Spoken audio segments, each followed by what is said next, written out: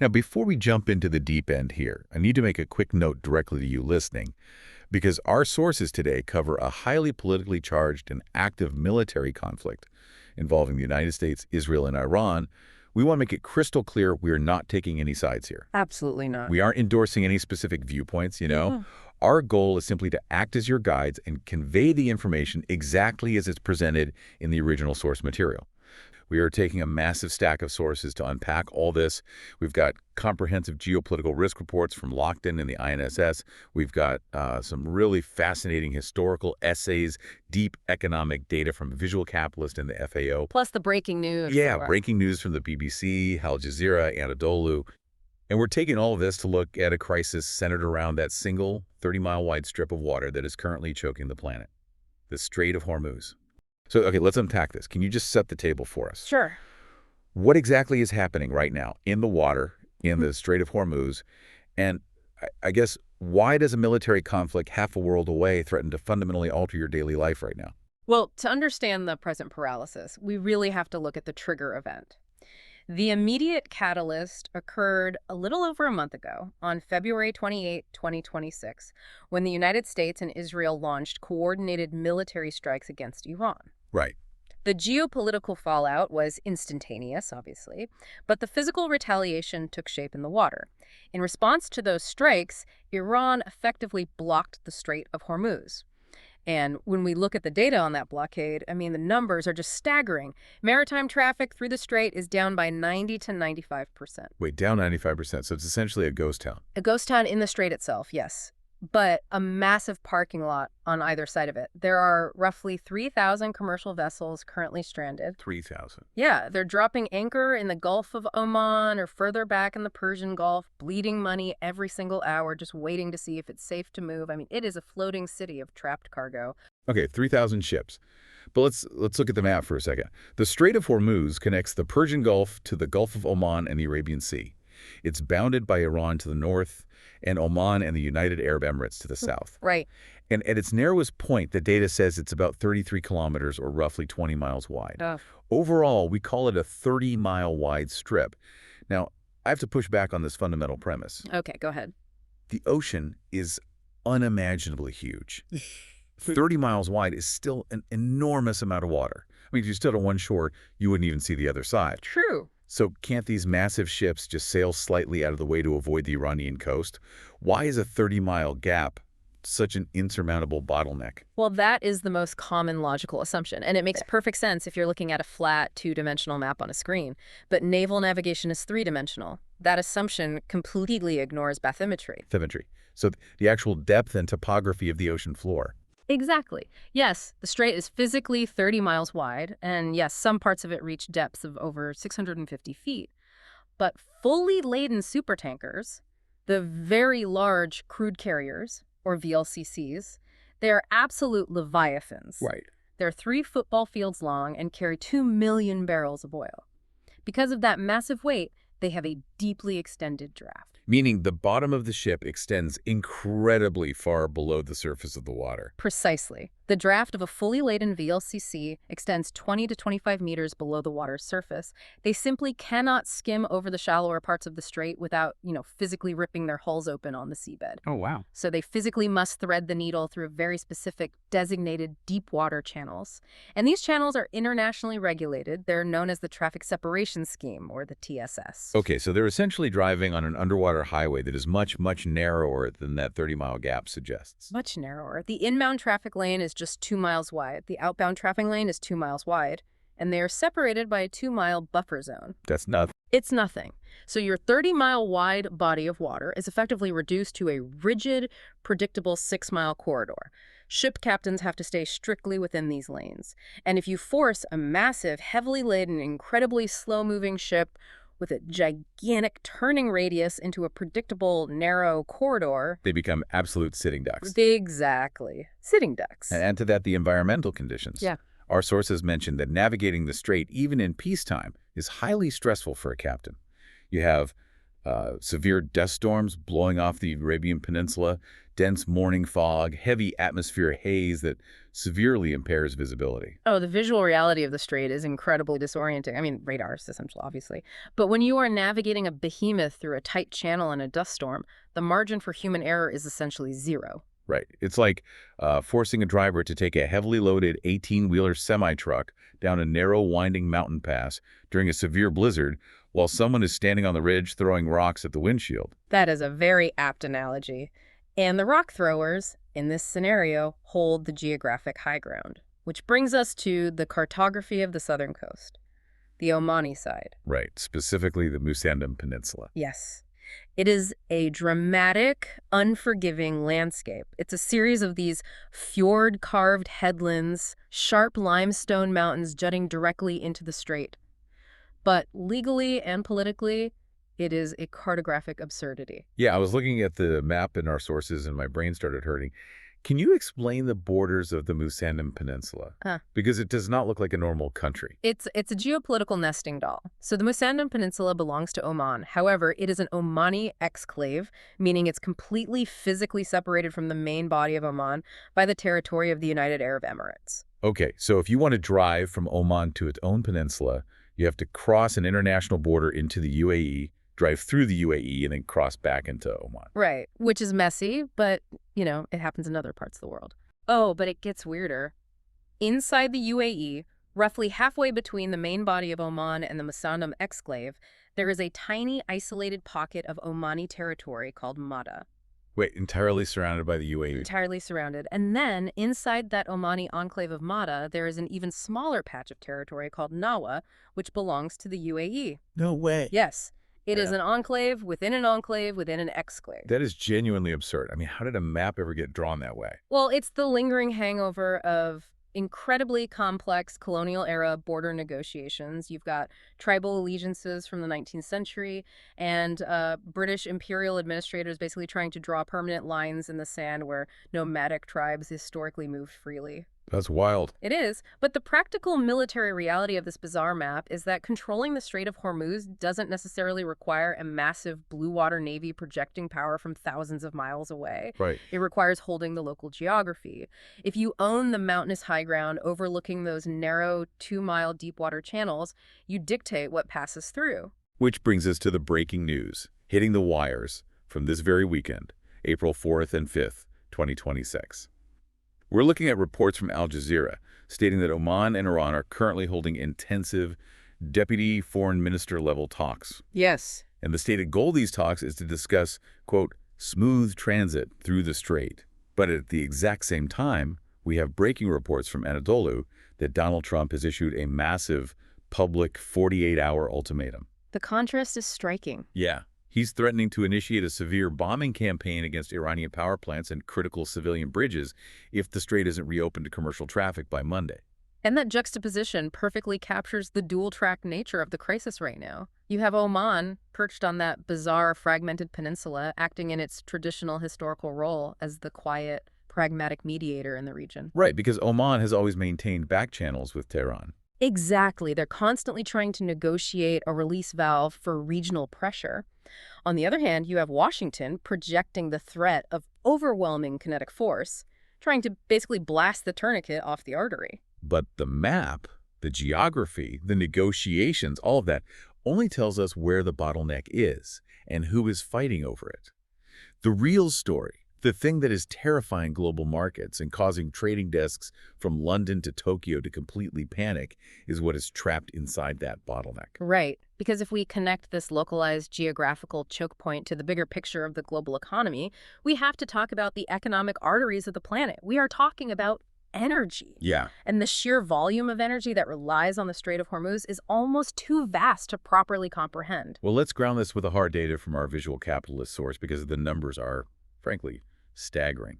Roughly 20% of total global oil consumption passes through this one single 30-mile channel. 20%? Yeah, that is 20.9 million barrels of oil every single day. It accounts for 27% of all seaborne oil trade across the entire planet. And it's not just crude oil either, right? No, not at all. 20% of the global liquefied natural gas, or LNG, trade relies on Hormuz. It is, without exaggeration, the single most critical energy corridor on Earth. There is no secondary alternative that even comes close. And when Iran flicked the switch, when the traffic stopped and the threat level spiked, the global energy markets reacted with violent speed. I mean, they had to. Yeah. Brent crude, which is the global benchmark for oil pricing, jumped to $120 a barrel. To put that in perspective, that is a 70% increase in a matter of weeks. A 70% increase. And the downstream effects of that are hitting consumers immediately. Like in the United States, average gasoline prices surged past $4 a gallon almost overnight. Right. And in Europe, it's even worse on the natural gas side. Mm. The benchmark TTF natural gas prices, Yeah. the tidal transfer facility index that sets European gas pricing, they doubled, hitting 60 to 70 euros per megawatt hour. But, this raises an incredibly important question about geopolitical vulnerability, because the pain of this crisis is not distributed equally.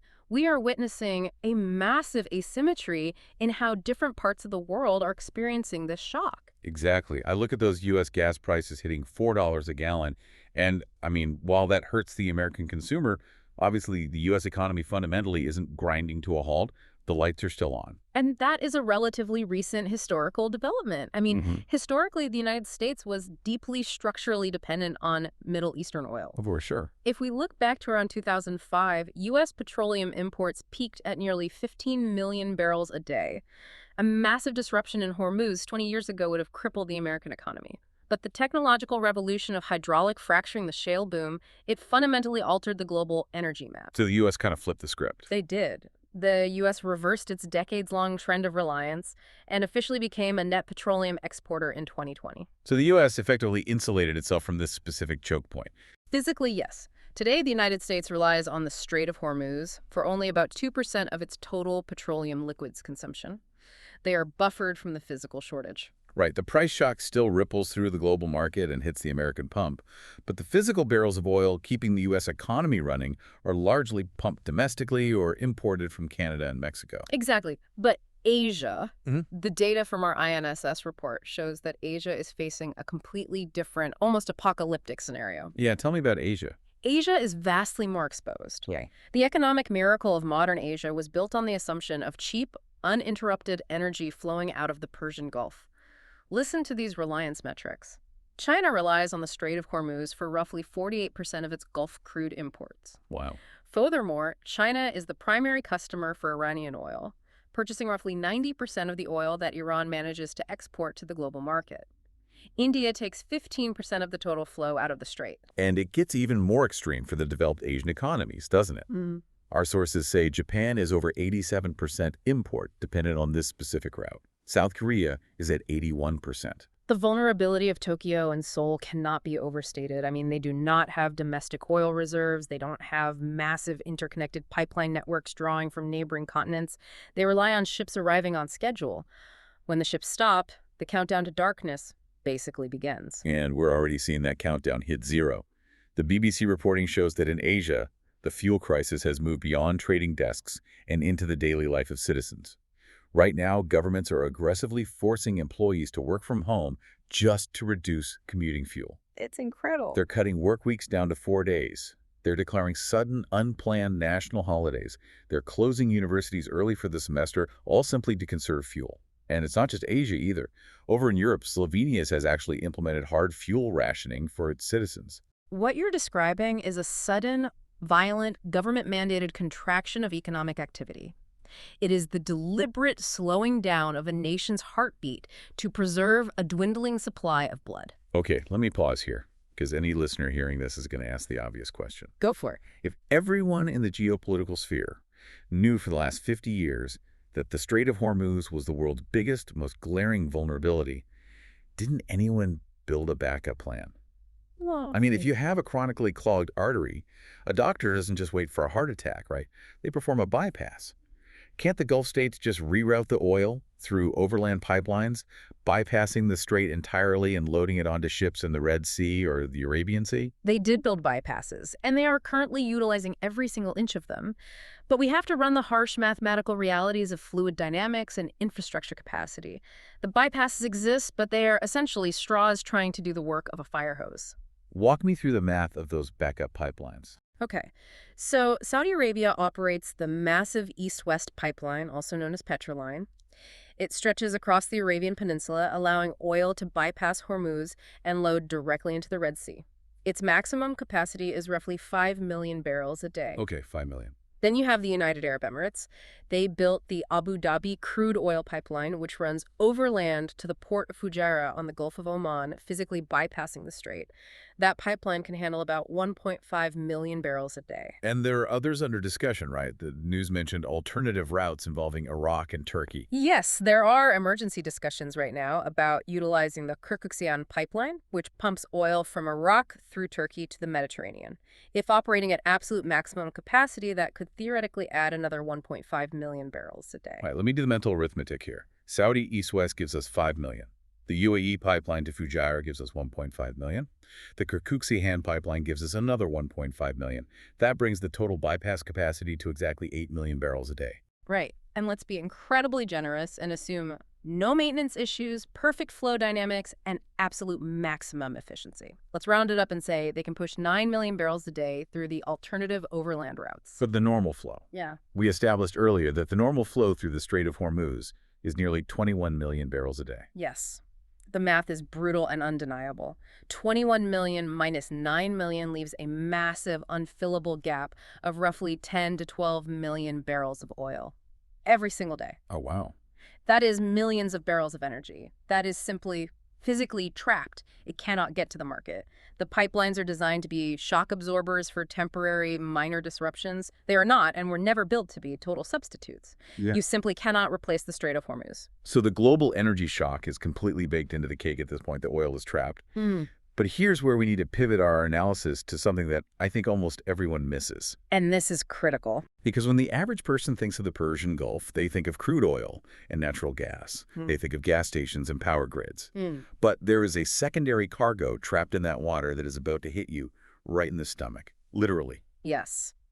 While the financial headlines scream about Brent crude, we really need to talk about a much more fundamental threat: global food security. Exactly. Maximo Torero, the chief economist at the Food and Agriculture Organization of the United Nations, the FAO, has issued a stark, terrifying warning. He explicitly stated that this is not just an energy shock, it is a systemic shock to global agri-food systems. Let's unpack the chemistry of this, because I don't think it's intuitive to most people. Yep. How does a blocked oil strait in the Middle East cause a food crisis in South America or Africa? Well, it causes a food crisis because modern, large-scale agriculture is essentially the process of turning hydrocarbons into edible calories. The Persian Gulf is not just an energy hub, it is the vital organ of the global fertilizer industry. The region accounts for up to 30% of all internationally traded fertilizers. 30%. That is a massive chunk of the global supply chain. It is. And beyond the finished fertilizer, the Gulf accounts for nearly half of the global sulfur trade. Sulfur. Yes, sulfur is a highly unglamorous but absolutely vital commodity. It's primarily used to produce sulfuric acid. And you need massive quantities of sulfuric acid to break down raw phosphate rock into the water-soluble phosphate fertilizers that plants can actually absorb. And then there's the natural gas component. Yeah. Because without natural gas, you literally cannot manufacture nitrogen-based fertilizers. Precisely. This goes back to the Haber-Bosch process, which is frankly one of the most important chemical innovations in human history. To make nitrogen fertilizer, which fuels the growth of almost all modern crops, you have to pull nitrogen out of the air. Right. But the nitrogen bond is incredibly strong. To break it, you need immense heat and immense pressure.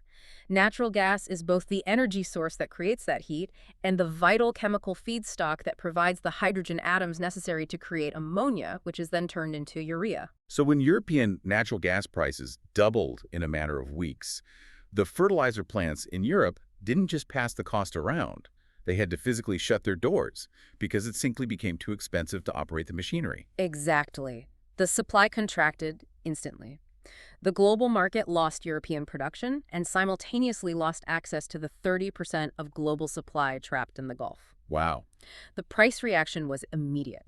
In just the first week of March 2026, Middle East granular urea prices jumped 19% and Egyptian urea surged 28%. So the farmer in the American Midwest, or the farmer in India, is getting hit by a brutal dual cost shock. First, the price of diesel fuel they need to literally run their tractors and combines is skyrocketing. And second, the cost of the nitrogen fertilizer they need to ensure their crops actually grow is going through the roof. It's a pincer movement destroying agricultural profit margins. And the hidden costs don't even stop at the farm gate.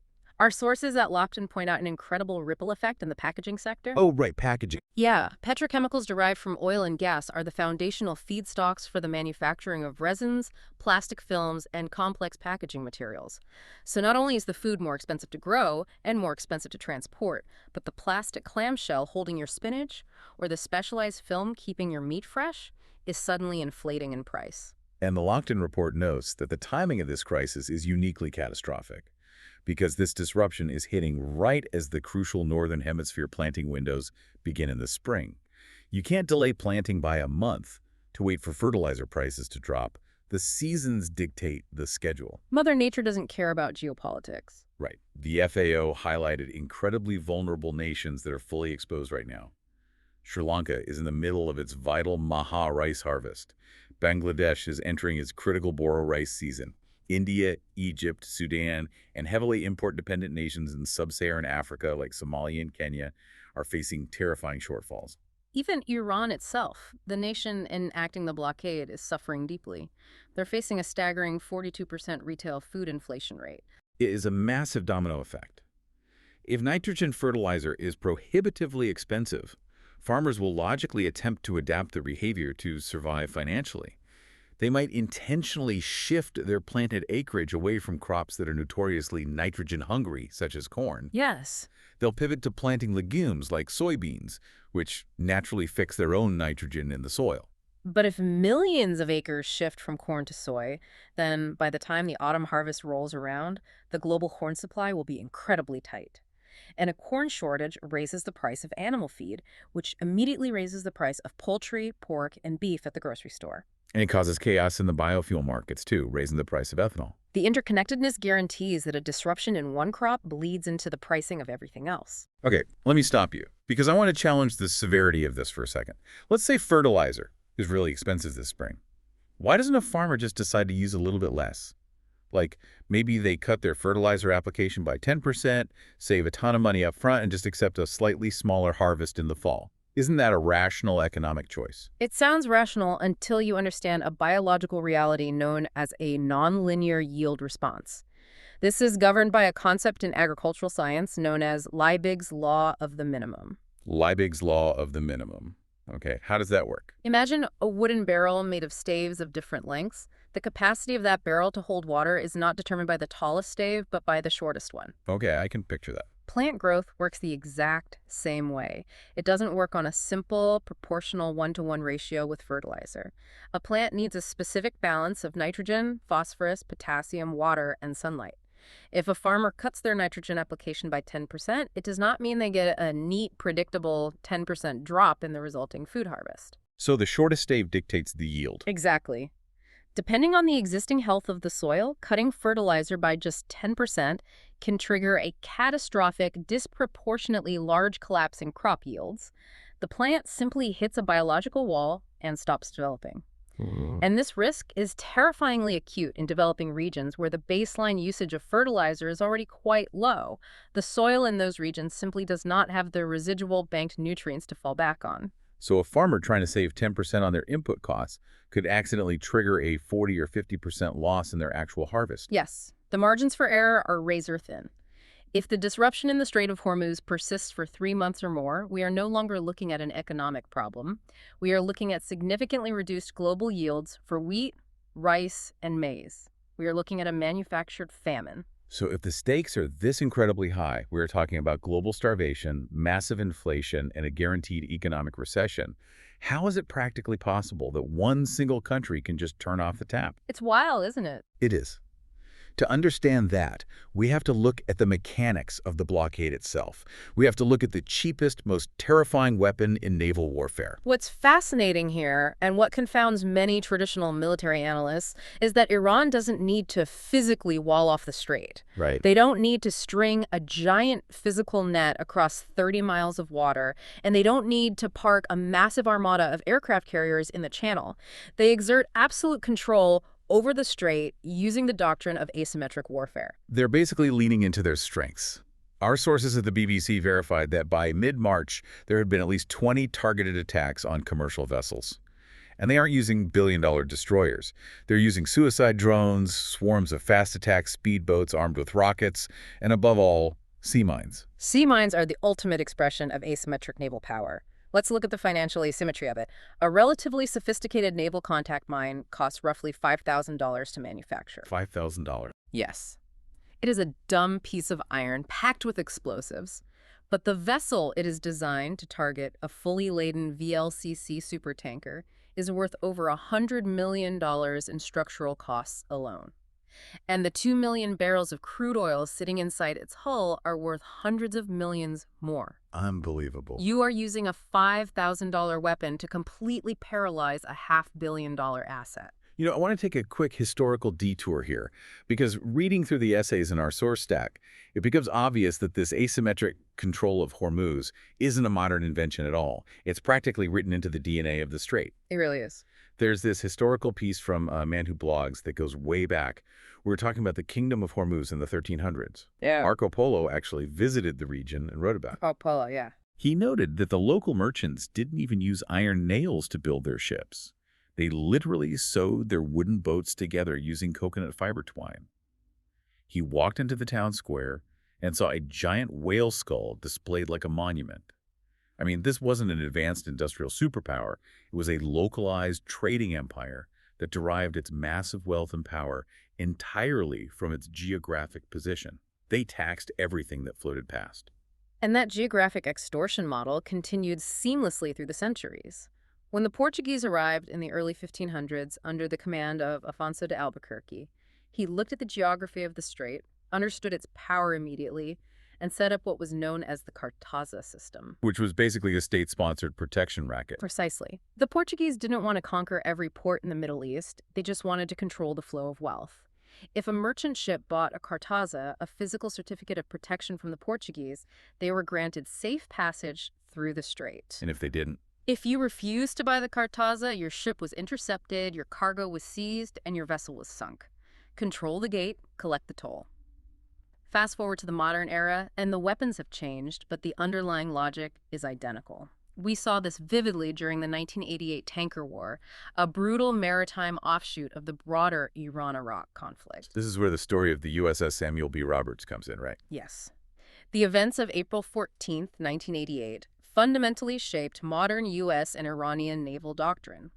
The American guided missile frigate, the USS Samuel B. Roberts, was conducting an escort mission in the central Persian Gulf when it struck a submerged Iranian naval contact mine. Oh, wow. The explosion was catastrophic. It blew a massive 15-foot hole in the ship's hull, instantly flooding the engine room and breaking the ship's keel. It is an absolute miracle of naval damage control that the crew fought the fires for 5 hours and managed to keep the ship from sinking. And the United States did not take that lightly. No, the American retaliation was swift and overwhelming. 4 days later, the U.S. launched Operation Praying Mantis. To this day, it remains the largest United States surface naval engagement since World War II. Wow. American forces methodically destroyed highly fortified Iranian oil platforms that were being used as command and control bases for attack boats. When the Iranian Navy sailed out to challenge them, American A-6 intruder aircraft and surface destroyers engaged them. In a single day, the U.S. Navy sank the Iranian frigate Sahand, crippled another frigate, sank a missile boat, and destroyed multiple armed speedboats. They effectively annihilated half of Iran's operational surface fleet in hours. But the takeaway from that historical lesson is completely counterintuitive. You would think the lesson Iran learned was, don't mess with the U.S. Navy, they will destroy us. Right. But the actual lesson they learned wasn't that mines don't work. The lesson was that going toe-to-toe with American cruisers is suicide. But deploying cheap, deniable, psychologically devastating sea mines is incredibly effective. Exactly. Operation Praying Mantis proved that Iran cannot win a conventional symmetric naval war, so they abandoned that strategy. They doubled down on mines, drones, and fast attack craft. Because the core truth of asymmetric warfare is this. A naval mine doesn't actually need to detonate and sink a ship to successfully close a strait. Right. It just needs to exist. So here's where it gets really interesting. Think of the sea mine like a spider web. If you're a spider, You don't need 1,000 other spiders to physically wrestle a fly to the ground. You just need to spin the web. Once the fly sees the web, it will actively avoid the entire area. The thread of the mine is the web. It creates an aura of danger that does the work for you. And in the modern global economy, we can mathematically quantify the fear of that spider web by looking at the maritime insurance market. The insurance markets, yeah. Before this crisis erupted in February 2026, war risk insurance premiums for a commercial vessel sailing into the Persian Gulf were negligible. You were looking at around 0.25% of the ship's total value. It was a rounding error in the shipping company's spreadsheet. Basically nothing. But now, because of the verified drone attacks and the confirmed presence of sea mines, the international insurance syndicates have completely panicked.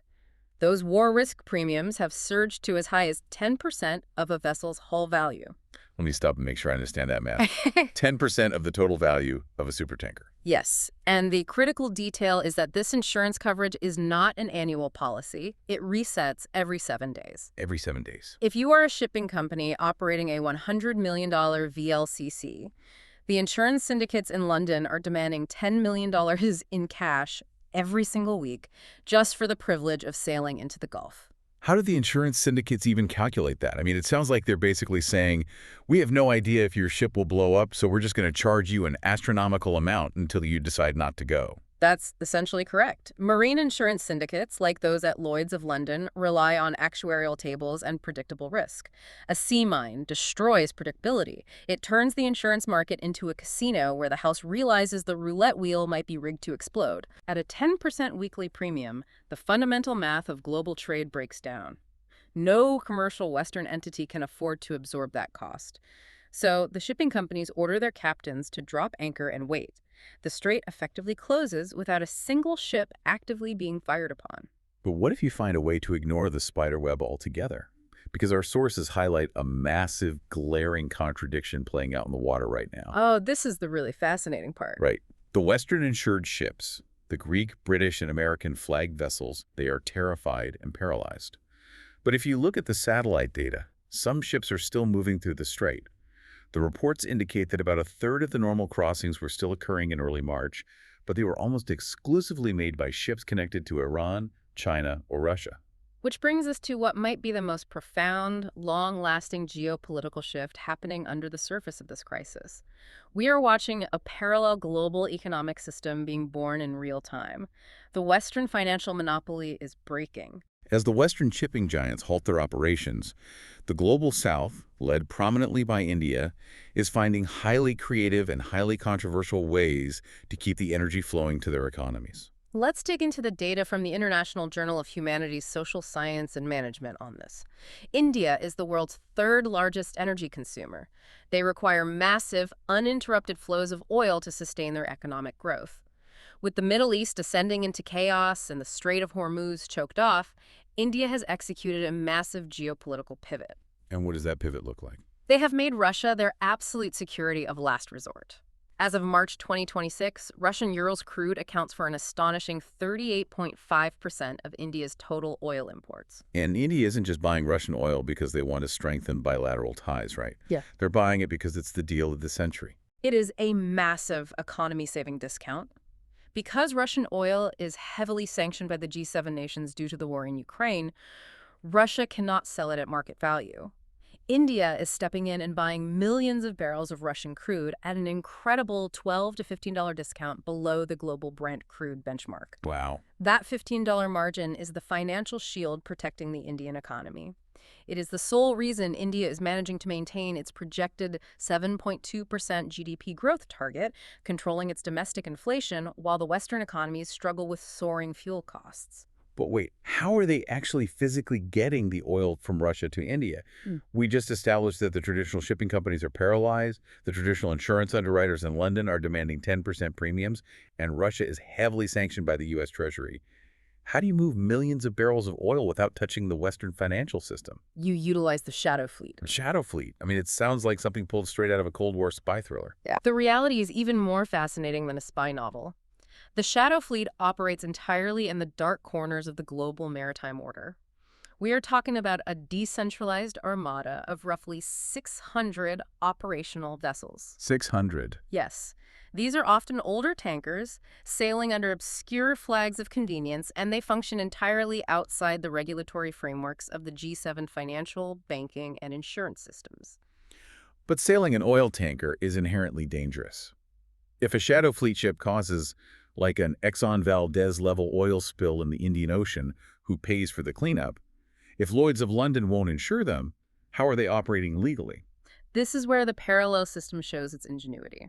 Traditional maritime insurance is handled by P&I clubs, protection and indemnity clubs. These are massive mutual insurance pools run by the ship owners themselves, heavily backed by Western reinsurers, to cover catastrophic liabilities like oil spills or collisions. Okay. Because the shadow fleet cannot access Western P&I clubs, they rely on Russian-backed P&I insurance, combined with sovereign financial guarantees issued directly by the Indian government. So they are effectively self-insuring through state mechanisms. Yes. Furthermore, the contracts are structured differently. They utilize a delivered trading system known as CIF cost, insurance, and freight. How does that differ from the norm? Well, in a normal FOB, or free on board contract, the buyer in this case, India, takes ownership of the oil as soon as it is loaded onto the ship, meaning India assumes the risk during transit. But under the CIF structure, Russia handles the shipping, secures the shadow vessel, and provides the Russian insurance. Russia assumes all the risk until the oil physically arrives at the Indian port. Interesting. It is a completely closed-loop transaction outside Western purview. Okay, I understand how they physically move the oil and I understand how they insure it. But how do they actually pay for it? You cannot execute a billion-dollar oil transaction using the U.S. dollar if you are actively trying to dodge the U.S. Treasury and Western financial clearinghouses. The SWIFT banking system would flag it immediately. Right, and this is where the financial engineering gets incredibly complex. This brings us to the rupee Vostro accounts. India is deliberately avoiding the U.S. dollar. They are paying for billions of dollars of Russian oil using their own domestic currency, the Indian rupee. Let me pause you there. Because I understand the desire to pay in your own currency, but currency only has value if you can buy something with it. If Russia takes billions of Indian rupees in exchange for oil, what do they actually do with them? They can't pay their soldiers in Moscow with rupees. They can't buy microchips from China with rupees. Are these billions of rupees just sitting trapped in a digital bank vault somewhere? You have identified the exact friction point of this system. Yes, initially the rupees were functionally trapped. The rupees are held in special Vostro accounts, which simply means your account with us within Indian banks. Russian exporters hold these massive rupee balances. Right. Because the rupee is not a fully convertible global currency like the dollar, Russia cannot easily move that wealth out of India. So what is the solution? Russia is forced to reinvest those rupees back into the Indian economy. Oh, wow. They are using their oil profits to finance Indian infrastructure projects, invest in joint defense initiatives, and purchase Indian government bonds. They are also slowly incorporating the UAE dirham and the Chinese yuan to add liquidity to the system. That is an unbelievable geopolitical coup for India. It's almost like store credit. India gives Russia billions in store credit to buy discounted oil, and the only place Russia can spend that credit is by investing right back into the Indian economy. It's brilliant. It really is. But wait, I have to look at this from the American perspective.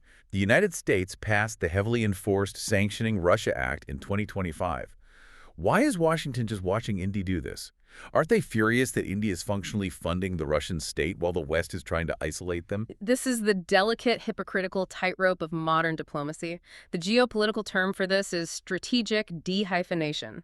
The United States is practicing a policy of pragmatic tolerance. Pragmatic tolerance, meaning Washington hates it, but they're going to tolerate it. Why? What stops them from sanctioning India? Simple economics. If the United States enforced secondary sanctions and forced India to stop buying that 38.5% of its oil from Russia, India's energy demand wouldn't just disappear.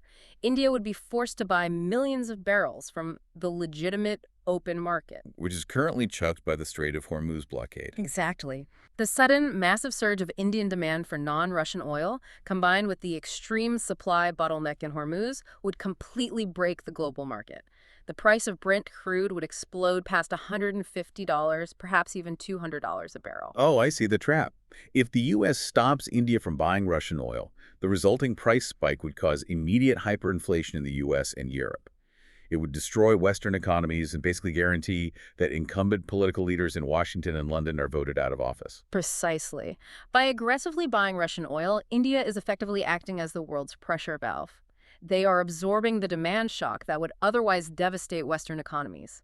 India has taken this diplomatic concept of strategic autonomy and turned it into their greatest geopolitical export. That's incredible. They are expertly balancing between the demands of Washington and the resources of Moscow, making themselves entirely indispensable to both sides. It is an absolute masterclass in geopolitical leverage. But this shadow fleet, this entire parallel system of P&I insurance and rupee vostro accounts, highlights a massive breakdown in the traditional rules-based order. Everyone is finding illegal or quasi-legal workarounds because the old rules just aren't working. They're adapting to survive. So if the shadow fleet is completely ignoring Western sanctions and international insurance won't touch the Gulf, who actually has the legal authority to stop them or protect them? Because right now, the ocean looks like the Wild West. But there are actually centuries-old laws governing this exact strip of water. What does international law actually say about blocking a strait? The legal dimension of this crisis, as meticulously analyzed by the Institute for National Security Studies, the INSS, is fascinating because it highlights the friction between high-minded international law and raw military reality. Yeah, how does that play out? The entire dispute centers on the United Nations Convention on the Law of the Sea, universally known as UNCLOS. Under UNCLOS, the Strait of Hormuz is designated as an international strait and is subject to the supreme right of transit passage. Transit passage. Let's define that clearly. What does it guarantee? Transit passage guarantees free, continuous, and unobstructed passage for all ships, both civilian merchant vessels and military warships. It means a ship can navigate through the strait without asking permission from the coastal states. Okay. And critically, under international maritime law, the right of transit passage is absolute. It cannot be legally suspended by the coastal state, not even during an active declared armed conflict. Okay, but look at the window. Iran is obviously suspending it right now. How on earth are they justifying a blockade legally if the UN says it's illegal? Iran's entire legal justification rests on a very specific diplomatic technicality. They argue that because they never formally ratified UNCLOS, they are not a state party to the convention. Therefore, they claim they do not recognize the concept of transit passage as binding customary international law. Ah, I see. Instead, they assert that an older, much more restrictive legal regime applies to the strait, the regime of innocent passage. Wait, let me synthesize this so I understand the legal loophole here. Are you saying that transit passage means I can drive my car down your street no matter what? Yep. But innocent passage means you can set up a checkpoint, stop my car, and search my trunk if you decide it looks suspicious. Is that the authority Iran is claiming? That is an excellent way to frame it. Innocent passage grants the coastal state, in this case, Iran, much broader sovereign authority to supervise maritime traffic. Under innocent passage, a coastal state can impose strict conditions, board vessels, and actively restrict or deny passage if they deem a ship's presence to be prejudicial to the peace, good order, or security of the coastal state. So Iran argues they aren't unilaterally closing an international waterway. They are simply exercising their sovereign right to restrict the innocent passage of their enemies. But surely the rest of the international community doesn't buy that argument. They absolutely do not. The overwhelming majority of the world, including the United States, which ironically also hasn't ratified UNCLOS, but treats it as customary law, views transit passage as universally binding on all nations. Right. Furthermore, even if you analyze this through the lens of active warfare, the laws of naval armed conflict are very strict about targeting. A belligerent nation in a war has the legal right to attack an enemy's military vessels, but attacking or sinking civilian neutral merchant vessels is strictly prohibited. It is a war crime. Let me push back on that because the line between civilian and military in modern war seems incredibly blurry. Is there any exception? There is one crucial exception. A civilian vessel can be legally targeted if and only if it is making a direct, substantial contribution to the enemy's war effort. Ah, and here is where we enter the murky debate over contraband. Does carrying crude oil count as contributing to a nation's war effort? That is the multi-billion-dollar legal question. The United States historically takes a very expansive view of this. Washington argues that oil is a war-sustaining object. Because the revenue from oil sales directly funds the Iranian military and its proxies, the U.S. claims that an Iranian tanker selling oil is a legitimate military target. And I'm guessing Iran uses that exact same logic. They flip that exact legal logic back on the West. They argue that Western tankers exporting Gulf oil to fund economies that support Israel are legally fair game under their own security enforcement paradigm. Okay, but let's talk about the specific weapons being used. Yeah. We established earlier that sea mines are the primary weapon closing the strait right now. Does international law have anything specific to say about dropping explosive mines into civilian shipping lanes? Are they legal? Practically speaking, in this specific geographic context, no. Naval mines are not inherently illegal weapons under international law, but the rules governing their deployment are incredibly strict. You absolutely cannot use them indiscriminately, and you cannot use them to intentionally block an international shipping lane where no practical alternative route exists. Which perfectly describes Hormuz. Exactly. Because the Strait of Hormuz is so narrow and the commercial traffic is so dense, it is physically impossible to lay contact mines in those deepwater channels that possess the ability to distinguish between a legitimate military warship target and a neutral civilian VLCC supertanker. Right, the mine doesn't know what hull it's touching. It doesn't. Therefore, the deployment of mines in Hormuz constitutes an illegal, indiscriminate attack on civilian shipping. And the United Nations actually backed this up forcefully, right? According to our sources, in March 2026, the UN Security Council passed Resolution 2817. That resolution explicitly condemned Iran's actions in the strait, classifying the blockade as a direct threat to global peace and security. Okay, this brings me to a massive question. If international law is so crystal clear, if the UN Security Council has formally condemned the blockade, and if the entire global economy is bleeding out, why doesn't a massive coalition of powerful countries just assemble an armada, sail their warships straight into the strait, and physically escort the commercial ships through the danger zone? Because doing so triggers a truly fascinating, deeply dangerous legal quirk regarding the concept of neutral escorts and the doctrine of belligerent association. Break that down for me. Why is an escort dangerous? Under the strict laws of naval warfare, if a warship belonging to a belligerent nation, say a United States or Israeli destroyer, provides a direct physical escort to a neutral commercial merchant ship through the strait, the legal status of that merchant ship fundamentally changes. Changes how? By accepting the protection of a belligerent military, the merchant ship is legally deemed to be associating itself with the war effort. Wow, so by accepting the escort, the civilian ship voluntarily surrenders its civilian protection. Yes. It legally transforms from a protected neutral vessel into a lawful military target for Iran. By trying to protect the ship, the United States legally paints a bullseye on its hull. Hold on, let me get this straight. If an American warship protects a Greek oil tanker, that tanker becomes a legitimate military target. But what if a country that has absolutely nothing to do with the conflict provides the escort? What if, say, the Brazilian Navy or the Indian Navy escorts the tanker? That is the massive loophole. If strictly neutral states provide the naval escort, the commercial convoy legally retains its pristine neutral status. The ships are still legally protected civilians. And what happens if Iran fires a missile or a mine hits that neutral convoy? If Iran attacks a convoy escorted by neutral warships, it ceases to be a regional skirmish. It legally constitutes an unprovoked armed attack on those neutral nations. And under Article 51 of the UN Charter, that gives those neutral nations the absolute legal right to use overwhelming military force in self-defense against Iran. It begs the ultimate question. Who is actually going to police the world's oceans going forward? And that question is the ultimate unresolved tension of this entire crisis. The old assumptions of who provides security are crumbling in real time. The old structures, the old maritime rules, and the old assumptions of American protection, they just don't show the full picture anymore. We are looking at a global system in the middle of a massive, painful transition. Keep questioning the invisible forces shaping our world. Look beyond the headlines, and we'll see you next time.